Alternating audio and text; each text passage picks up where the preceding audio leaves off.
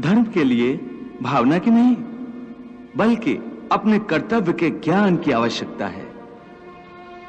इस बात की आवश्यकता होती है कि मनुष्य समझ ले कि उस परिस्थिति में उसका कर्तव्य क्या है।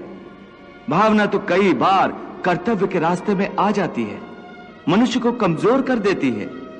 जैसे इस समय तुम्हारी भावनाओं के कारण तुम्हारे मन में जो मोह उत्पन्न हो गया है, वो तुम्हें कर्तव्य के रास्ते से भटका रहा है। इसलिए शास्त्र कहता है कि कर्तव्य भावना से ऊंचा है।